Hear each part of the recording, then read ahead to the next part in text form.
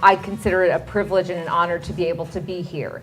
Being a victim of bullying is what made me decide to become an attorney. Because once I left that high school, I wanted to acquire the tools not only to be able to stand up for myself, but also to be able to stand up and protect other people. And my practice primarily focuses on complex commercial litigation. I also do some constitutional law and litigation involving large estates and trusts.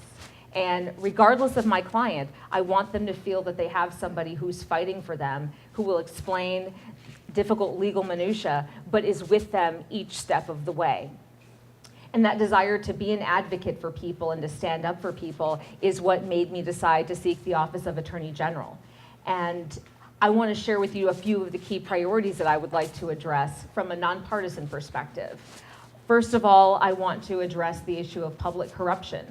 Regardless of the party, there is too much corruption within our state, and it deprives us of the ability to get the honest services of our elected officials.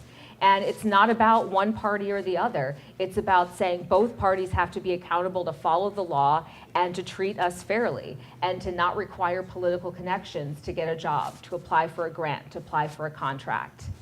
I also want to focus on the opioid epidemic that is taking too many lives.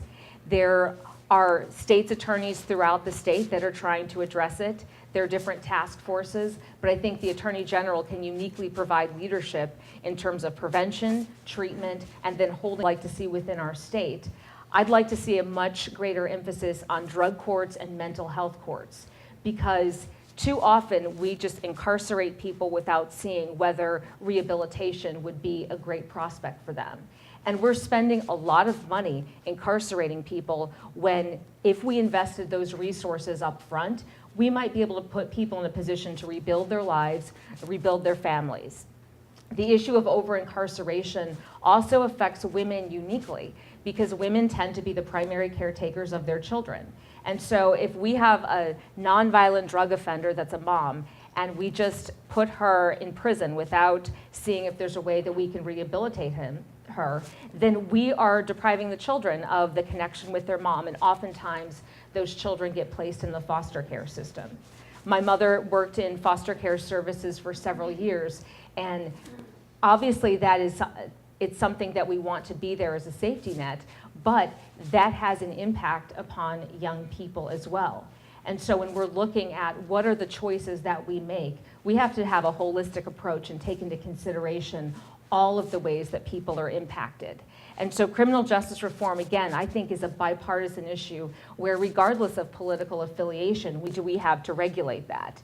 So one of the things I would like to see all schools do is have, as part of their honor code for being able to participate in extracurricular activities, the way you conduct yourself on social media. So you're not able to necessarily punish every child for what they do, but you're saying, if you want to represent us in a music program or in athletics or cheerleading, part of being a good ambassador is the way you conduct yourself on social media. And I think that's a way to not only modify behavior, but to have important conversations with young people. I'm able to do some presentations to students about cyberbullying, and I was talking to them about the concept. And so one girl raised her hand. She goes, well, I don't bully people, but if I see somebody with an outfit that's terrible, I will write a comment on it on Facebook. And so I looked at her, and as she said it aloud, she said, oh my gosh, I'm a cyberbully. You said it, not me, but you're not lying. But I think it's important to have these conversations with them, because they are being given very powerful tools and not enough guidance on how to use it. I've never had the opportunity to even fathom running for office.